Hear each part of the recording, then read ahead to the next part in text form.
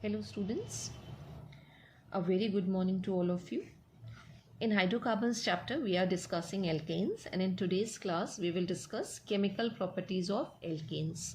अब chemical properties का मतलब क्या होता है कि एक particular substance जब दूसरे किसी substance के साथ react करता है या reagent के साथ react करता है एक substrate तो किस तरह के product का formation होता है, किस तरह की reactions हो देता है. तो उसके लिए पहले हम देख लेते हैं कि जो alkane है जिसे हम बोलते हैं saturated hydrocarbon है उसमें जो सबसे सिंपलेस्ट एल्केन है वो है एक कार्बन का एल्केन यानी कि मीथेन, जिसका स्ट्रक्चर कुछ इस तरह से यानी एक कार्बन है उसके साथ 4 हाइड्रोजन लगे हुए हैं और जो चारों हाइड्रोजन कार्बन के साथ लगे होते हैं ये सिग्मा बॉन्ड के थ्रू अटैच्ड होते हैं यानी 4 सिग्मा बॉन्ड प्रेजेंट है. तो एल्केन में जो कार्बन की वैलेंसी है वो सिग्मा बॉन्ड से सेटिस्फाई होती है, कोई भी डबल बॉन्ड ट्रिपल बॉन्ड यानी कि कोई भी पाई इलेक्ट्रॉन्स प्रेजेंट नहीं है. तो अब जब हम कार्बन और हाइड्रोजन यानी जब हम बॉन्ड को ब्रेक करेंगे, भाई यहाँ पे कोई नया प्रोडक्ट बन के आना है अगर इससे तो बॉन्ड को तो ब्रेक करना पड़ेगा. लेकिन बॉन्ड किस तरह से ब्रेक होती है, जब इलेक्ट्रोफाइल या न्यूक्लियोफाइल जब रिएक्ट या अटैक करेंगे किसी इलेक्ट्रॉन रिच या इलेक्ट्रॉन डेफिशिएंट सेंटर्स पे तो बॉन्ड की ब्रेकिंग होनी है. अब यहाँ पे हो क्या रहा है कि यहाँ पे जो बॉन्ड है वो या तो कार्बन हाइड्रोजन के बीच की बॉन्ड है और कार्बन हाइड्रोजन के बीच की बॉन्ड को भी हम कहते हैं complete almost non polar bond है. ऑलमोस्ट नॉन पोलर क्यों? क्योंकि कार्बन की इलेक्ट्रोनेगेटिविटी है 2.6, हाइड्रोजन की इलेक्ट्रोनेगेटिविटी है 2.1. तो जो इलेक्ट्रोनेगेटिविटी डिफरेंस है वो बहुत ही कम आ रहा है, 0.5 का आ रहा है. तो बॉन्ड बहुत ज़्यादा पोलर नहीं है, आसानी से ब्रेक नहीं होती. और अगर 2 कार्बन का एल्केन है यानी कुछ इस तरह का स्ट्रक्चर बन के आ रहा है, 2 कार्बन है राइट. तो जो कार्बन कार्बन के बीच के बॉन्ड को भी अगर हम तोड़ना चाहें तो ये तो पूरी तरह से जो बॉन्ड है वो हमारी नॉन पोलर है क्योंकि सिमिलर एटम्स के बीच में बॉन्ड फॉर्म हुई है, कार्बन कार्बन के बीच में बॉन्ड फॉर्म हुई है. तो जो कार्बन कार्बन बॉन्ड है एंड कार्बन हाइड्रोजन बॉन्ड्स है they are strong sigma bonds and they can not break under ordinary conditions. तो हम जब बॉन्ड को ब्रेक करने की बात करेंगे तो हाई टेम्परेचर्स पे हम बॉन्ड को ब्रेक करते हैं और हाई टेम्परेचर्स पे जब ये बॉन्ड ब्रेक होती है यहाँ पे यानी चाहे वो कार्बन हाइड्रोजन के बीच की बॉन्ड हो या कार्बन कार्बन के बीच की बॉन्ड हो तो they result in the formation of free radicals. ये फ्री रेडिकल का कंसेप्ट हमने लास्ट क्लास में पढ़ रखा है कि फ्री रेडिकल्स क्या होते हैं. तो यहाँ पे फ्री रेडिकल का फॉर्मेशन होता है. जैसे अगर हम बात करें हमारे पास एक एल्काइल ग्रुप लगा हुआ है RCH3 हो सकता है, मतलब CH3 हो सकता है. एक कार्बन वाला एल्काइल ग्रुप मिथाइल ग्रुप हो सकता है, उसके साथ अगर 3 हाइड्रोजन लगे हुए हैं, ठीक है, जैसे CH3 अगर आ जाएगा तो ये बॉन्ड अगर टूटेगी तो फ्री रेडिकल बनेंगे यानी कि एक R हाइड्रोजन अलग हो गया तो एक RCH2 आ गया और कार्बन के ऊपर हम ये छोटा सा एक डॉट लगा देते हैं प्लस हाइड्रोजन फ्री रेडिकल का फॉर्मेशन हुआ. तो यहाँ पे फ्री रेडिकल्स बनते हैं जब बॉन्ड ब्रेक होती है. अब इसी चीज़ को हमें ध्यान में रख के एल्केन्स की केमिकल प्रॉपर्टीज़ को समझना है और सबसे पहले हम जिस केमिकल प्रॉपर्टी की बात करेंगे वो है सब्स्टिट्यूशन रिएक्शन. रिएक्शंस की जब हम बात करते हैं मतलब कितनी तरह की हमारे पास रिएक्शंस आती हैं तो हमारे पास एडिशन रिएक्शंस हैं, हमारे पास सब्स्टिट्यूशन रिएक्शंस हैं. एल्केन्स एडिशन रिएक्शन नहीं देते हैं. एडिशन रिएक्शन वही कंपाउंड्स देंगे जिनमें आइदर डबल बॉन्ड या फिर ट्रिपल बॉन्ड प्रेजेंट हो. एल्केन्स में सिर्फ सब्स्टिट्यूशन रिएक्शन पॉसिबल होती है राइट. तो हम यहाँ पे एल्केन की आज की क्लास में सब्स्टिट्यूशन रिएक्शन को डिस्कस करेंगे. सब्स्टिट्यूशन का मतलब क्या है? सब्स्टिट्यूशन का मतलब है कि एल्केन में से एक हाइड्रोजन एटम हट जाएगा तो रिप्लेसमेंट होगा हाइड्रोजन एटम का और उसकी जगह पे कोई दूसरा एटम आके लगेगा. कौन कौन से एटम्स लग सकते हैं यानी ये रिप्लेसमेंट कौन करेगा हाइड्रोजन एटम का या हाइड्रोजन एटम को रिप्लेस कौन करेगा? एक हेलोजन एटम हो सकता है. हम हेलोजिनेशन की रिएक्शन पढ़ेंगे कि हाइड्रोजन हट गया और हेलोजन एटम यानी कि क्लोरीन ब्रोमीन या आयोडीन आके वहाँ पे लग गया, हेलोजन एटम लग सकता है. या फिर नाइट्रेशन रिएक्शन की हम बात करेंगे राइट. नाइट्रेशन मतलब पूरा का पूरा हाइड्रोजन हट गया और उसकी जगह NO2 ग्रुप आके लग गया. या फिर सल्फोनेशन, सेकेंड कर देते हैं इसको नाइट्रेशन, या फिर नाइट्रो ग्रुप लग रहा हो तो उसे नाइट्रेशन हम बोलते हैं. या फिर सल्फोनेशन की रिएक्शन. सल्फोनेशन ये मैंने रिएक्शन का नाम लिख दिया है. सल्फोनेशन का मतलब सल्फोनिक ग्रुप आके रिप्लेस करेगा, replace by sulphonic group. Sulphonic और सल्फोनिक ग्रुप होता क्या है? HSO3 ग्रुप होता है लेकिन लिंकिंग होती है सल्फर के साइड से तो हम इसे लिखते हैं SO3H ठीक है। और जब पढ़ते हैं या बोलते हैं तो HSO3 ग्रुप बोलते हैं, तो सल्फोनिक ग्रुप से रिप्लेसमेंट हो रहा है। और यहाँ पे हाइड्रोजन एटम हटेगा और NO2 ग्रुप से रिप्लेसमेंट होगा। तो जब NO2 ग्रुप से रिप्लेसमेंट होता है तो वो नाइट्रेशन कहलाता है, और जब सल्फोनिक ग्रुप से रिप्लेसमेंट होगा तो वो रिएक्शन हमारी कहलाती है सल्फोनेशन। तो हमें 3 रिएक्शन पढ़नी है, हेलोजिनेशन, नाइट्रेशन एंड सल्फोनेशन। हम सबसे पहले बात करते हैं हेलोजिनेशन की। हेलोजिनेशन, तो हेलोजिनेशन का मतलब है कि हाइड्रोजन एटम हटेगा और एक हेलोजन एटम यानी ग्रुप 17 के जो मेंबर्स हैं हेलोजन फैमिली, उसमें से कोई एलिमेंट आपका यहाँ पे आके लगेगा। और हेलोजिनेशन में भी जो सबसे कॉमन हेलोजिनेशन रिएक्शन होती है वो होती है क्लोरीनेशन। और इसी के साथ आपकी फर्स्ट मैकेनिज्म भी आ जाएगी, रिएक्शन मैकेनिज्म भी अब आपको ऑर्गेनिक में स्टडी करना है। और सबसे पहली मैकेनिज्म 11th क्लास में जो स्टूडेंट्स को पढ़ाई जाती है वो है फ्री रेडिकल सब्स्टिट्यूशन रिएक्शन या free radical chlorination of methane. Methane का क्लोरीनेशन करेंगे और फ्री रेडिकल मैकेनिज्म के थ्रू करेंगे। तो डिस्कस करते हैं हम हेलोजिनेशन। हेलोजिनेशन को हम कैसे डिफाइन करते हैं कि जब हम एल्केन में से एक हाइड्रोजन एटम हटा दें और हेलोजन लगा दें, यानी कि जब इन alkanes are treated with halogens, और हेलोजेंस में भी मैंने बताया क्लोरीन या ब्रोमीन या फिर आयोडीन। बेसिकली आयोडीन के साथ थोड़ा सा एक टेक्निकल चीज़ है जो हम बाद में डिस्कस करेंगे। तो यहाँ पे अभी हम बात कर रहे हैं क्लोरीनेशन और ब्रोमिनेशन की। तो जब एल्केन्स का रिएक्शन कराया जाए हेलोजेंस के साथ इन प्रेजेंस ऑफ लाइट, और लाइट हमारी या तो सनलाइट हो सकती है, डिफ्यूज सनलाइट, या फिर अल्ट्रावायलेट लाइट, तो जो हाइड्रोजन एटम हटेगा और हेलोजन एटम आके लगेगा उसी पूरे प्रोसेस को हम बोलेंगे हेलोजिनेशन। क्लोरीनेशन ऑफ मीथेन की बात करते हैं। क्लोरीनेशन ऑफ मीथेन, पहले हम रिएक्शन लिख लेते हैं कि क्लोरीनेशन ऑफ मीथेन की रिएक्शन कैसे आ रही है। हमने कहा हमने एल्केन लिया यानी कि मीथेन हमने लिया, उसको हम क्लोरीन के साथ रिएक्ट करा रहे हैं in presence of diffuse sunlight, H nu लिखते हैं हम सनलाइट के लिए, या फिर ultraviolet light, UV light.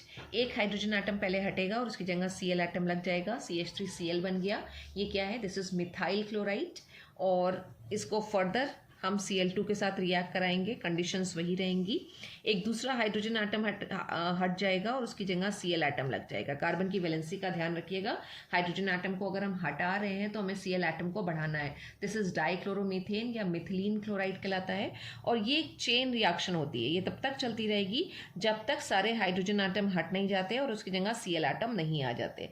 Next step में हमने एक हाइड्रोजन एटम और हटा दिया और एक Cl एटम को बढ़ा दिया। दिस इज CHCl3, जिसको हम ट्राइक्लोरोमीथेन या फिर कॉमन लैंग्वेज में क्लोरोफॉर्म बोलते हैं। फर्दर इसका जब हम क्लोरीनेशन कराएंगे इन प्रेजेंस ऑफ सनलाइट, तो जो एक और हाइड्रोजन एटम बचा हुआ था वो भी सब्स्टिट्यूट हो जाएगा Cl एटम से और हमारे पास आ जाएगा कार्बन टेट्राक्लोराइड। ये पूरी हमारे पास चेन रिएक्शन है क्लोरीनेशन ऑफ मीथेन की। जब हम हेलोजेंस की रिएक्टिविटी की बात करते हैं तो हेलोजेंस की रिएक्टिविटी का ऑर्डर आता है कि फ्लोरीन जो हमारा सबसे पहला हेलोजन फैमिली का मेंबर है उसकी रिएक्टिविटी क्लोरीन से ज़्यादा है, और क्लोरीन की इंटेंट ब्रोमीन से ज़्यादा, और ब्रोमीन की आयोडीन से ज़्यादा। अब इसमें हमने कहा कि जब हम हेलोजिनेशन कराते हैं तो मोस्टली हम क्लोरीनेशन और ब्रोमिनेशन कराते हैं। उसका रीज़न क्या है कि जब फ्लोरीनेशन की हम बात करते हैं तो फ्लोरीनेशन थोड़ा सा एक एक्सप्लोजिव रिएक्शन हो जाता है, इसलिए हम उसको अवॉइड करते हैं। फ्लोरीनेटेड अगर हमें एल्केन्स बनाना है तो हम डिफरेंट मेथड्स को अडॉप्ट करते हैं जो हम बाद में पढ़ेंगे। स्वाट्स रिएक्शन वगैरह है जो आपको क्लास 12 में पढ़ाई जाती है। आयोडीनेशन पहले क्लोरीनेशन की हमने बात कर ली। जब ब्रोमीन को हम रिप्लेस करते हैं, यानी हाइड्रोजन को जब हम ब्रोमीन एटम से रिप्लेस करते हैं तो जो प्रोसेस है वो कहलाएगा ब्रोमिनेशन। और जब आयोडीन एटम से हम रिप्लेस करेंगे हाइड्रोजन एटम को तो वो प्रोसेस कराएगा आयोडीनेशन। ठीक है, क्लोरीनेशन और ब्रोमिनेशन में ब्रोमिनेशन थोड़ा सा स्लो प्रोसेस है और आयोडीनेशन का जो प्रोसेस है वो एक रिवर्सिबल प्रोसेस कहलाता है। मीन्स अगर हमने मीथेन को आयोडीन के साथ रिएक्ट कराया तो देखिए प्रोडक्ट क्या बनेंगे, CH3I बन जाएगा, मिथाइल आयोडाइड बन जाएगा, प्लस आएगा HI। और HI अपने आप में एक बहुत अच्छा रिड्यूसिंग एजेंट है। जब ये रिड्यूसिंग एजेंट यहाँ पे प्रेजेंट होगा तो ये वापस क्या करेगा, CH3I के साथ रिएक्ट करके हमें वापस से हमारे रिएक्टेंट्स दे देगा। तो जो ये रिएक्शन होती है ये अपने आप में रिवर्सिबल हो जाती है, यानी बैकवर्ड डायरेक्शन में भी हमारी रिएक्शन चलने लगेगी। तो इस चीज़ को चेक करने के लिए, इस चीज़ को अवॉइड करने के लिए जब भी आयोडीनेशन की रिएक्शन कराई जाती है तो in presence of strong oxidising agent या फिर in presence of oxidising agent कराई जाती है। ऑक्सीडाइजिंग एजेंट की अगर प्रेजेंस होगी तो उससे होगा क्या, देखिए अगर हम यहाँ पे ऑक्सीडाइजिंग एजेंट यूज़ कर रहे हैं आयोडिक एसिड या फिर नाइट्रिक एसिड, तो अगर हमने आयोडिक एसिड ले रखा है तो जो HI हमारा इस रिएक्शन में बनेगा वो आयोडिक एसिड HiO3 फॉर्मूला होता है उसके साथ रिएक्ट करेगा और रिएक्ट करके हमें दे देगा I2 यानी कि आयोडीन प्लस H2O। बैलेंस कर लेते हैं रिएक्शन को, राइट। तो जितना यहाँ पे HI बनेगा वो आयोडिक एसिड की प्रेजेंस में क्या होगा, आयोडीन में कन्वर्ट हो जाएगा और फिर ये आयोडीन यहाँ पे क्या होगा, अगर हम ली चैटलिया प्रिंसिपल की बात करें तो यहाँ पे क्या हो रहा है, आयोडीन का कंसंट्रेशन जब बढ़ेगा तो रिएक्शन हमारी फॉरवर्ड डायरेक्शन में चलने लगेगी। तो जितना भी HI बनता है आयोडिक एसिड उसे वापस से क्या करता है, आयोडीन में कन्वर्ट कर देता है। या अगर हमने नाइट्रिक एसिड लिया हुआ है तो जो भी हमारा HI बनेगा ये नाइट्रिक एसिड यानी कि HNO3 के साथ रिएक्ट कर गया तो क्या प्रोडक्ट हमारे यहाँ पे बनेंगे। जब भी नाइट्रिक एसिड हम यूज़ करते हैं और अगर हम कॉन्सेंट्रेटेड नाइट्रिक एसिड यूज़ करते हैं तो एक नाइट्रोजन का ऑक्साइड ज़रूर बनता है और कॉन्सेंट्रेटेड HNO3 के केस में जो नाइट्रोजन का ऑक्साइड बनता है वो होता है NO2। तो यहाँ NO2 आ जाएगा और नाइट्रिक एसिड के साथ यहाँ पे H2O वाटर भी निकलेगा और HI किस में डिकम्पोज हो जाएगा या कन्वर्ट हो जाएगा, I2 में कन्वर्ट हो जाएगा। तो हमारी ये रिएक्शन आएगी, बैलेंस नहीं है हम इसको छोड़ देते हैं। तो कॉन्सेंट्रेटेड नाइट्रिक एसिड के साथ अगर HI ये रिएक्ट करेगा तो वापस क्या करेगा, हमारा आयोडीन बनने लगेगा और आयोडीन क्या करेगा, रेट ऑफ फॉरवर्ड रिएक्शन हमारा बढ़ा देगा। तो जब भी आयोडिनेशन किया जाता है तो बहुत अच्छे से याद रखिएगा इस चीज़ को कि फ्लोरिनेशन, क्लोरिनेशन, ब्रोमिनेशन और आयोडिनेशन में फ्लोरिनेशन जो है वो एक्सप्लोजिव है इसलिए अवॉइड किया जाता है। क्लोरिनेशन बहुत कॉमन है, हेलोजन में मोस्टली हम एल्केन्स को जो है एल्काइल क्लोराइड में ही कन्वर्ट करते हैं, यानी क्लोरिनेशन हम ज़्यादा कराते हैं क्योंकि ब्रोमिनेशन अपने आप में एक थोड़ा सा स्लो रिएक्शन है और आयोडिनेशन एक रिवर्सिबल प्रोसेस होता है और रिवर्सिबल प्रोसेस को स्टॉप करने के लिए यानी जो HI बन रहा है उसको हम क्या करें कि वो बैकवर्ड डायरेक्शन में रिएक्शन को ना चलाने लगे, उसके लिए हम आयोडिनेशन में हमेशा एक ऑक्सीडाइजिंग एजेंट को यूज़ करते हैं जो HI को डिकम्पोज कर देता है आयोडीन। तो ये हो गई बात हमारी हेलोजिनेशन की कि हेलोजिनेशन का रिएक्शन क्या है। अब ये हेलोजिनेशन का प्रोसेस किस मैकेनिज्म के थ्रू होता है, कौन सी रिएक्शन मैकेनिज्म को फॉलो करता है। तो हमारे पास जो 2 या 3 आपके कोर्स में कॉमन रिएक्शन मैकेनिज्म है उसमें पहली है फ्री रेडिकल मैकेनिज्म, दूसरी हम पढ़ेंगे न्यूक्लियोफिलिक सब्स्टिट्यूशन रिएक्शन और तीसरी हम पढ़ेंगे एलिमिनेशन रिएक्शन। तो एल्केन में हमें सबसे पहले हमारी मैकेनिज्म देखने को मिलती है फ्री रेडिकल सब्स्टिट्यूशन रिएक्शन या फिर फ्री रेडिकल मैकेनिज्म, यानी ये जो हेलोजिनेशन रिएक्शन है ये फ्री रेडिकल मैकेनिज्म के थ्रू प्रोसीड करेगी। अब फ्री रेडिकल्स क्या होते हैं इसका हम सारी चीज़ें अपना GOC में देख चुके हैं। मैकेनिज्म में अगर हम आए तो मैकेनिज्म में कितने स्टेप आते हैं, फ्री रेडिकल मैकेनिज्म में कितने स्टेप्स होते हैं उसको याद रखिएगा। जब भी हम फ्री रेडिकल मैकेनिज्म लिखेंगे तो हमारे पास 3 स्टेप्स आएंगे। एक होता है हमारा चेन इनिशिएशन, चेन की शुरुआत होगी और चेन की शुरुआत हमेशा फ्री रेडिकल फॉर्मेशन से ही होती है। चेन इनिशिएशन होता है और एक बार जब फ्री रेडिकल का फॉर्मेशन हो जाता है तो ये चेन आगे प्रोपिगेट करती है। तो दूसरा जो हमारा स्टेप आता है वो है चेन प्रोपिगेशन, चेन प्रोपिगेशन। और लास्ट स्टेप होता है वो होता है चेन टर्मिनेशन। तो जब भी कभी आपको फ्री रेडिकल मैकेनिज्म लिखना हो तो आपको 3 स्टेप्स में ही लिखना होगी। पहला है चेन इनिशिएशन, उसके बाद चेन आगे बढ़ेगी चेन प्रोपिगेशन और लास्ट है चेन टर्मिनेशन, रुक जाएगी जब हमारे सारा रिएजेंट और हमारा सारा सबस्ट्रेट ओवर हो जाएगा तो चेन हमारी टर्मिनेट हो जाएगी। तो हम स्टार्ट करते हैं पहली स्टेप से यानी चेन इनिशिएशन से। मैकेनिज्म को समझिएगा, इम्पॉर्टेंट है चेन इनिशिएशन। और चेन इनिशिएशन में हमारा होता क्या है कि जो क्लोरीन हमने मॉलिक्यूल यूज़ किया था इस रिएक्शन में वो क्लोरीन मॉलिक्यूल ब्रेक डाउन होता है into free radicals and in presence of sunlight और UV लाइट। तो सबसे पहला जो स्टेप आता है वो हम दिखाते हैं, ये हमारा Cl 2 मॉलिक्यूल, इसमें Cl के जो 2 एटम्स होंगे इनके बीच में एक सिंगल कोवलेंट बॉन्ड बना होगा। होमोलिटिक फिशन होता है, ये सेंटर से हमने बॉन्ड को तोड़ा, होमोलिटिक फिशन हुआ और होमोलिटिक फिशन से यहाँ पे H न्यू यानी सनलाइट की प्रेजेंस में रिएक्शन हो रही है या फिर एलिवेटेड टेम्परेचर हम यहाँ पे लेंगे और Cl के 2 फ्री रेडिकल्स बन के आ जाएंगे। ये हो गया हमारा चेन इनिशिएशन। नेक्स्ट स्टेप हमारा आएगा चेन प्रोपेगेशन। चेन प्रोपेगेशन, अब चेन कैसे प्रोपेगेट करेगी? जो फ्री रेडिकल्स बनकर आए हैं वो हमारे स्टेबल मॉलिक्यूल के ऊपर अटैक करते हैं।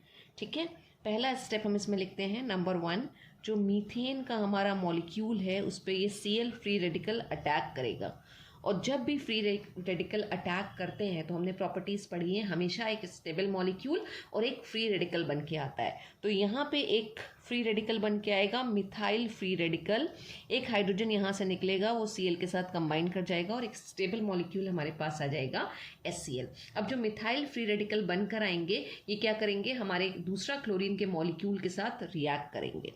ठीक है, तो ये जो CH3 था हमारा मिथाइल फ्री रेडिकल, ये Cl2 के साथ रिएक्ट करेगा। ठीक है, और इसमें से एक Cl एटम को निकाल ले जाएगा और बना लेगा CH3Cl, इसको हम बोलेंगे मिथाइल क्लोराइड। और अभी क्या बच रहा है, यहाँ पे हमारे पास एक Cl एटम बच रहा है। तो जो Cl एटम बचेगा वो फ्री रेडिकल के फॉर्म में होगा। फ्री रेडिकल हाईली रिएक्टिव होते हैं, ये क्या करेगा, क्विकली एक स्टेबल मॉलिक्यूल के ऊपर अटैक करेगा। और अब आपको जो स्टेबल मॉलिक्यूल लेना है वो CH3Cl लेना है, मिथाइल क्लोराइड। इस पे ये Cl का फ्री रेडिकल अटैक करेगा और यहाँ से एक हाइड्रोजन निकाल ले जाएगा और HCl बना लेगा। और बाकी हमारे पास बचेगा CH2Cl, जिसमें कार्बन की वैलेंसी सेटिस्फाई नहीं होगी, ये फ्री रेडिकल के फॉर्म में आएगा। तो हमारे पास आ गया CH2Cl, एक हमारे पास और फ्री रेडिकल का फॉर्मेशन हो गया। अब अगेन फिर यही चीज़ हम, क्योंकि चेन प्रोपेगेशन की बात कर रहे हैं, ये चेन पूरा आगे बढ़ती रहेगी। और अब जो ये CH2Cl आया है, ये CH2Cl क्या करेगा, एक स्टेबल मॉलिक्यूल क्लोरीन के साथ रिएक्ट करेगा।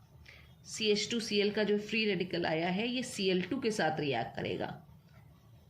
और जब भी आई टोल्ड यू कि फ्री रेडिकल की प्रॉपर्टीज़ ही यही है कि जब भी वो अटैक करता है एक स्टेबल मॉलिक्यूल को, तो एक स्टेबल मॉलिक्यूल और एक फ्री रेडिकल का फॉर्मेशन करता है। अभी यहाँ पे स्टेबल मॉलिक्यूल क्या बनना चाहिए, एक Cl एटम ये यहाँ से निकाल लेगा तो ये आ जाएगा CH2 और Cl2, यानी डाइक्लोरोमीथेन बन गया। प्लस क्या हो जाएगा, यहाँ पे एक Cl बचेगा। अभी जितने स्टेप्स लिखे हैं उसे समझ लीजिए। देखिए हर स्टेप में क्या हो रहा है, पहले स्टेप में HCl स्टेबल मॉलिक्यूल बन रहा है, दूसरे में Cl फ्री रेडिकल, फिर HCl का स्टेबल मॉलिक्यूल है और फिर Cl का फ्री रेडिकल है। और जो अभी हमने ऊपर प्रोडक्ट्स बनाए थे, यानी पहले CH3Cl, तो CH3Cl हमारा सेकेंड स्टेप में यहाँ बना और CH2Cl2 यानी डाइक्लोरोमीथेन ये हमारा फोर्थ स्टेप में बन के आ रहा है। हम यहाँ तक प्रोसीड कर चुके हैं, अब आगे हमें बनाना है क्लोरोफॉर्म, यानी हम नेक्स्ट स्टेप की बात करेंगे कि नेक्स्ट स्टेप क्या आएगा। तो नेक्स्ट स्टेप क्या होना चाहिए, यही जो इस लास्ट स्टेप में हमने फ्री रेडिकल बनाया था, ये इसी स्टेबल मॉलिक्यूल के ऊपर अटैक करेगा।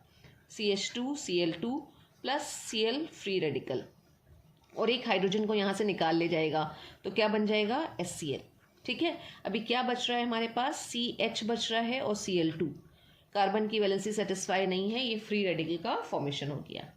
ठीक है, यानी फर्स्ट फिर थर्ड और उसके बाद फिर फिफ्थ स्टेप में हमारे 3 HCl के मॉलिक्यूल बन चुके हैं। अब क्या होना चाहिए, अगेन एक बार हमने यहाँ पे क्या किया था, free radical chlorine free radical के साथ, फिर chlorine molecule, chlorine free radical, chlorine molecule, तो क्लोरीन फ्री रेडिकल। और अभी क्या होना चाहिए, ये फ्री रेडिकल क्लोरीन के स्टेबल मॉलिक्यूल के ऊपर रिएक्ट करेगा और यहाँ से एक Cl निकाल लेगा, तो ये किस में कन्वर्ट हो जाना चाहिए, CHCl3 में, और Cl फ्री रेडिकल आ गया। क्लोरोफॉर्म तक हम पहुँच गए। अब ये लास्ट हाइड्रोजन आटम बचा है, इसको हमें सब्स्टिट्यूट करना है।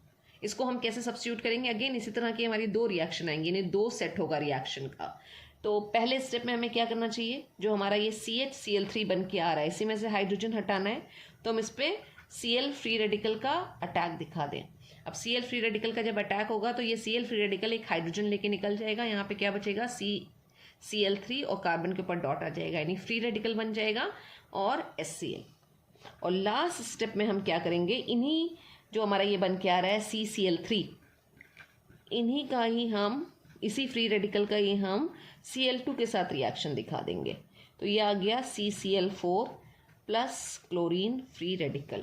और ये चेन तब तक चलती रहेगी जब तक सारे के सारे जो मीथेन के मॉलिक्यूल्स हमने ले रखे हैं या तो वो ख़त्म ना हो जाएं या हमारे क्लोरीन के मॉलिक्यूल्स ख़त्म ना हो जाएं, राइट। मीथेन को हम यहाँ पे बोलते हैं हमारा सबस्ट्रेट है, और जो क्लोरीन है वो हमारा एक तरह से रिएजेंट की तरह है, फ्री रेडिकल्स हैं जो अटैक कर रहे हैं। तो ये पूरी चेन घूमती रहेगी। टोटल जब आप लिखेंगे चेन प्रोपेगेशन का स्टेप तो उसमें आपकी 8 रिएक्शंस आएंगी, और उस 8 रिएक्शन में हमारी ये जितनी हमने रिएक्शन पूरी लिखी थी कंप्लीट हो गई। लास्ट हमारा प्रोडक्ट बन के आ गया carbon tetrachloride. And once all the molecules are over, चाहे तो दोनों और या फिर कोई भी एक, या तो मीथेन या फिर क्लोरीन, जब तक ओवर नहीं हो जाता तब तक ये चलेगी। और लास्ट स्टेप हमारा आ जाएगा जो हमने बात करी थी, चेन टर्मिनेशन। चेन टर्मिनेशन, अब चेन टर्मिनेशन में यानी जब हमारी रिएक्शन ख़त्म हो चुकी है तो क्या क्या पॉसिबिलिटीज़ हो सकती हैं। हो सकता हो कि हमारे पास मिथाइल फ्री रेडिकल बचे हुए हों, क्लोरीन ख़त्म हो चुका हो, सिर्फ मिथाइल के रेडिकल्स हों, तो ये आपस में कंबाइन कर लेंगे तो ये बना लेंगे, क्या बन गया ये यहाँ पे हमारा ईथेन। हो सकता हो सिर्फ क्लोरीन के फ्री रेडिकल बच रहे हों तो वो क्या बना लेंगे, Cl2। और ये भी हो सकता है कि मिथाइल फ्री रेडिकल हो और Cl हो, वो मिलके क्या बना लेंगे, CH3Cl बना लेंगे। तो कुछ ये पॉसिबिलिटी है चेन टर्मिनेशन में कि हमारे इतने सारे मॉलिक्यूल्स इस तरह से बन के आ सकते हैं। ये सारी चीज़ें कब होंगी, जब हमारा चेन टर्मिनेशन होगा। और अब चेन टर्मिनेशन में you can see, chain termination में आपको कोई भी फ्री रेडिकल बना के नहीं दिखाना है। चेन टर्मिनेशन हम जब भी दिखाते हैं तो हम जो भी हमारे पॉसिबिलिटी है कि जो हमारा बच रहा होगा लास्ट में उसको हम कंबाइन करके दिखा देते हैं। तो आपको ये चीज़ ध्यान रखनी है, प्रोपेगेशन में तो आप फ्री रेडिकल फॉर्मेशन दिखाएंगे लेकिन टर्मिनेशन में आप फ्री रेडिकल फॉर्मेशन नहीं दिखाएंगे। क्लोरीनेशन के बाद हम जब सल्फोनेशन की बात करते हैं, यानी सल्फोनिक एसिड का सब्स्टिट्यूशन होगा, हाइड्रोजन आटम हटेगा और सल्फोनिक एसिड का सल्फोनिक ग्रुप का सब्स्टिट्यूशन होगा, तो वो रिएक्शन कहलाएगी सल्फोनेशन। अब सल्फोनेशन की रिएक्शन पहली बात तो ये है कि लोअर एल्केन्स नहीं देते हैं, हायर मेंबर्स देते हैं। और किसकी प्रेजेंस में देते हैं, ओलियम की प्रेजेंस में। ओलियम को हम बोलते हैं fuming H2SO4। Basically fuming H2SO4 में सल्फ्यूरिक एसिड तो होता ही है, H2SO4 होता है, साथ में डिजोल्व SO3 भी प्रेजेंट होती है, राइट। और प्रोलॉन्ग हीटिंग करते हैं। प्रोलॉन्ग हीटिंग का मतलब है बहुत लंबे टाइम तक हम इसको हीट करते रहते हैं, ठीक है, प्रोलॉन्ग हीटिंग होती है। तो जो हमारे एल्केन्स होंगे यहाँ पे, और ये भी हमारे कौन से एल्केन्स होंगे, हायर एल्केन्स होंगे। तो हायर एल्केन्स जो हैं वो फ्यूमिंग H2SO4 की प्रेजेंस में किस में कन्वर्ट हो जाते हैं, एल्केन सल्फोनिक एसिड में कन्वर्ट हो जाते हैं। सल्फ्यूरिक एसिड एक बहुत अच्छा डिहाइड्रेटिंग एजेंट माना जाता है। तो जब भी हम H2SO4 को यूज़ करते हैं रिएक्टेंट साइड में, तो प्रोडक्ट साइड में हम वाटर मॉलिक्यूल ज़रूर एलिमिनेट करके या वाटर मॉलिक्यूल का रिमूवल ज़रूर दिखाते हैं। अब इस रिएक्शन के लिए अगर हम किसी मेंबर के साथ लिख लें तो हमने कहा कि लोअर मेंबर्स जैसे कि प्रोपेन, ब्यूटेन, पेंटेन, ये सब रिएक्शन नहीं देते हैं फ्यूमिंग H2SO4 के साथ। हायर मेंबर देते हैं। हायर मेंबर में C6 और H14, ये क्या हो जाएगा, ये हो जाएगा हेक्सेन। अब हेक्सेन की रिएक्शन अगर हम फ्यूमिंग H2SO4 के साथ करा रहे हैं तो इट विल कन्वर्ट इनटू क्या कंपाउंड बनेगा, हमने कहा एल्केन। तो एल्केन हमने यहाँ पे कौन सा यूज़ किया है, तो हेक्सेन। तो यहाँ बन जाएगा हेक्सेन सल्फोनिक एसिड। एक हाइड्रोजन आपको हटा देना है और उसकी जगह पे HSO3 ग्रुप हमने कहा था लगाएंगे, और सल्फर के साइड से लिंकिंग होती है तो हम इसको लिखते हैं SO3H प्लस आ जाएगा H2O। कंपाउंड का नाम क्या आ जाएगा, हेक्सेन सल्फोनिक एसिड। तो ये तो हो गया सल्फोनेशन। अब हम बात करते हैं नाइट्रेशन की। नाइट्रेशन का मतलब है एक हाइड्रोजन एटम हटाना और वहाँ पे NO2 ग्रुप को इंट्रोड्यूस करना, NO2 ग्रुप, राइट। नाइट्रेशन के लिए जब हम रिएक्शन लिखेंगे तो ये तो हो गया हमारा एल्केन, और यहाँ पे भी हम फ्यूमिंग HNO3 यूज़ करते हैं। फ्यूमिंग HNO3 यानी कि नाइट्रिक एसिड, इसमें डिसॉल्व NO2 प्रेजेंट होता है। जब हम इसकी प्रेजेंस में रिएक्शन कराते हैं और यहाँ पे भी हम बहुत ही हाई टेम्परेचर पे हीटिंग करते हैं तो we will get nitro alkanes. Nitro हमेशा प्रीफिक्स में ही लगता है, एक हाइड्रोजन हट जाएगा और उसकी जगह पे NO2 ग्रुप आ जाएगा, नाइट्रो। नाइट्रो को हमेशा पहले लगाते हैं, प्रीफिक्स में लगाते हैं। यहाँ सल्फोनिक एसिड को हमने सफिक्स में लगाया था, लेकिन यहाँ नाइट्रो प्रीफिक्स में आएगा, तो ये नाइट्रो एल्केन का फॉर्मेशन होगा। और वाटर मॉलिक्यूल हमें यहाँ पे भी एलिमिनेट करके दिखाना है, राइट। अब इसके साथ भी वही है, ट्रेजेडी कह लीजिए या कंडीशन, कि जो लोअर मेंबर्स हैं वो कॉन्सेंट्रेटेड नाइट्रिक एसिड के साथ ऑर्डिनरी टेम्परेचर पे रिएक्ट नहीं करते हैं, या ये कहें कि लोअर जो मेंबर्स हैं, लोअर एल्केन्स जो हैं, वो ये रिएक्शन नहीं देते हैं। हायर मेंबर्स ही देंगे, फ्यूमिंग नाइट्रिक एसिड के साथ रिएक्शन और नाइट्रो एल्केन्स का फॉर्मेशन करेंगे। और जब हम हायर मेंबर्स की बात करते हैं तो हम 6 कार्बन वाला ही मेंबर लेते हैं, यानी कि C6 और H14। हेक्सेन हो गया, N हेक्सेन हो गया, ये फ्यूमिंग HNO3 के साथ रिएक्शन देगा, और जब फ्यूमिंग HNO3 के साथ हम इसको रिएक्ट कराएंगे तो क्या बनना चाहिए, नाइट्रो हेक्सेन का फॉर्मेशन होना चाहिए। नाइट्रो हेक्सेन्स बहुत सिंपल है लिखना, एक हाइड्रोजन हटा दीजिए, 13 हाइड्रोजन रह जाएंगे और उसकी जगह NO2 ग्रुप को लगा दीजिए। इसका नाम लिख लेते हैं पहले, दिस इज नाइट्रो और हेक्सेन। तो एल्केन की तीनों ही रिएक्शन इंपॉर्टेंट है जब हम सब्स्टिट्यूशन रिएक्शन की बात करते हैं, chlorination, nitration and sulphonation. Thank you so much students.